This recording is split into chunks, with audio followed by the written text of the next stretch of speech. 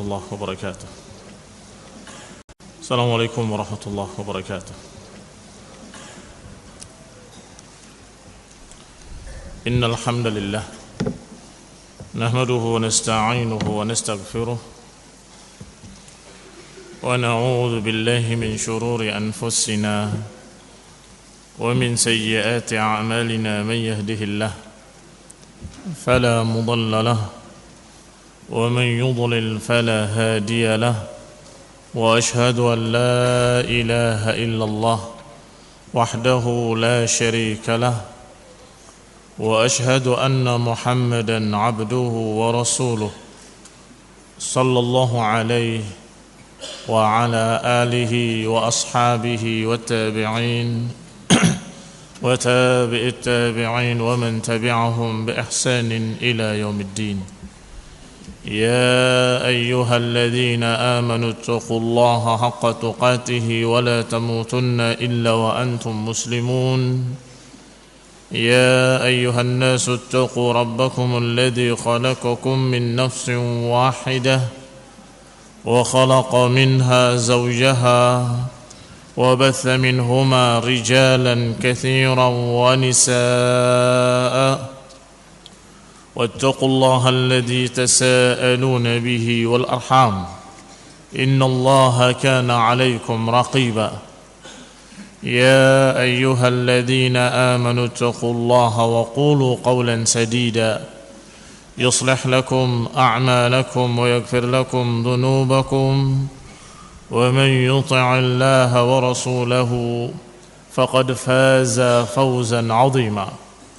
أما بعد فإن خير الحديث كتاب الله وخير الهدي هدي محمد صلى الله عليه وعلى آله وسلم وشر الأمور محدثاتها فإن كل محدثة بدعة وكل بدعة ضلالة وكل ضلالة في النار.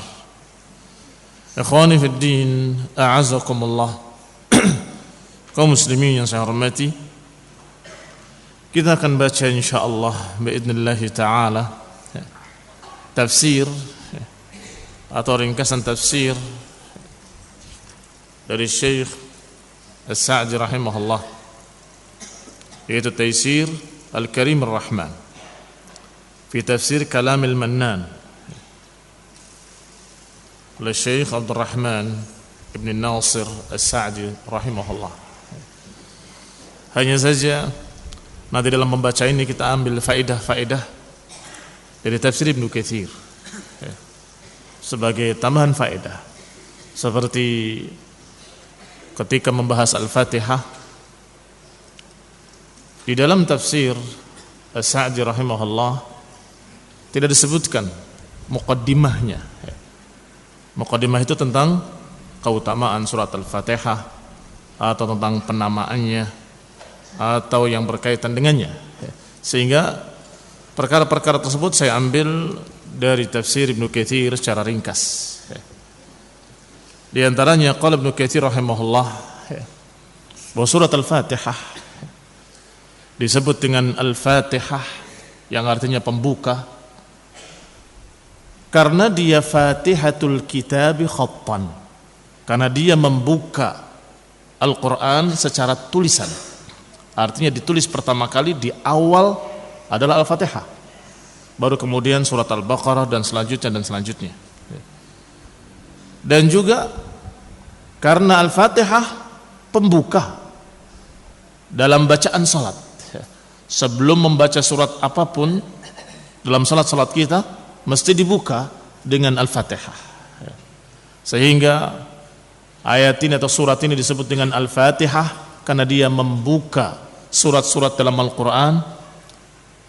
Di awal pertama penulisan adalah surat Al-Fatihah dan juga membuka bacaan surat dalam salat. Adapun nama-nama lain dari nama-nama Al-Fatihah sangat banyak, seperti nama Ummul Kitab, induk kitab. Jumhur para ulama menyebut Al-Fatihah dengan Ummul Kitab, walaupun ada beberapa ulama yang tidak suka dengan nama itu karena terkaburkan dengan Ummul Kitab yang ada di Lauhil Mahfuz. Dikatakan Ummul Kitab adalah yang di Lauhil Mahfuz, seperti Al-Hasan Al-Basri, demikian pula Ibnu Sirin rahimahumullah, dia tidak suka menyebut Al-Fatihah dengan Ummul Kitab. Dan kata beliau seperti Al-Hasan menyatakan bahwasanya Ummul Kitab dzalikal Lauhul Mahfuz. Ummul Kitab itu adalah Al-Lauh Al-Mahfuz, catatan takdir yang Allah simpan pada dirinya, itu adalah Ummul Kitab. Sebagaimana sebutkan dalam beberapa ayat dan hadis, fi Ummil Kitab. Apa maknanya? Fi Lauhil Mahfuz. Tetapi jumhur menyebut Al-Fatihah juga dengan Ummul Kitab, induk kitab. Yang dimaksud adalah induk dari seluruh surat-surat yang ada di dalam Al-Quran. Karena semua surat-surat yang ada dalam Al-Quran terkandung di dalam surat Al-Fatihah. Sedangkan surat Al-Fatihah tidak terwakili dengan surat apapun dari surat-surat lain. Sehingga ikhwan fillah a'azakumullah dikatakan dengan Ummul Kitab. Apalagi ada hadis yang sahih, sebagaimana dikatakan oleh Ibnu Katsir, hadis yang sahih dari Tirmidzi wa sahahahu an Abi Hurairah radhiyallahu taala anhu, bahwa Rasulullah SAW menyatakan, alhamdulillah rabbil alamin, Ummul Quran wa Ummul Kitab wa sab'ul mathani wal Quranul azim. Surat Al-Fatihah alhamdulillah rabbil alamin ila akhirih adalah induk Al-Quran. Ummul Kitab, induknya kitab. Wa sab'ul mathani, 7 ayat yang mulia, dan juga disebut Quranul azim. Jadi kalau dikatakan Quranul azim, kadang-kadang bermakna Al-Fatihah. Dia membaca Quranul azim, yakni membaca Al-Fatihah. Masih ada nama-nama lain, seperti dikatakan surat Al-Fatihah dengan Al-Hamd, dinamakan dengan As-Salah, dinamakan dengan Asy-Syifa, dinamakan pula dengan berbagai macam nama-nama yang lain. Masing-masing ada sebab-sebabnya. Seperti nama Al-Hamd karena mengandung pujian di dalamnya. Dinamakan As-Salah karena hadis Rasulullah SAW yang nanti akan kita baca pada keutamaan Al-Fatihah, yaitu Rasulullah SAW mengatakan, Allah berfirman, qassamtus salah, aku bagi salah baini wa baina abdi, aku bagi salat antara aku dengan hambaku nisfain. Ketika dia membaca alhamdulillah rabbil alamin, maka Allah berfirman, hamadani abdi. Ketika dikatakan ar-Rahmanir Rahim, athna alayya abdi.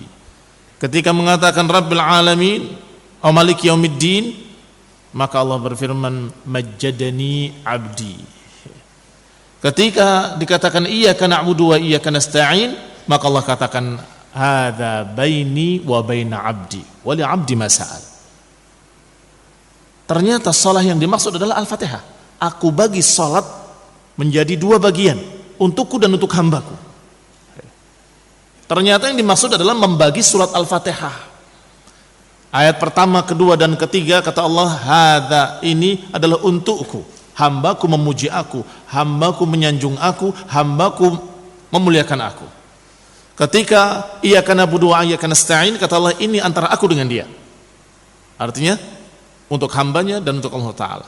Ketika menyatakan ihdinas siratal mustaqim, kata Allah, hadza li'abdi, ini untuk hambaku. Wa li'abdi ma sa'al, dan bagi hambaku apa yang dia minta. Sampai akhir ayat semuanya untuk hambaku, kata Allah, wa li'abdi ma sa'al. Berarti aku membagi salat, maksudnya aku membagi Al-Fatihah. Berarti Al-Fatihah disebut juga dengan As-Salah.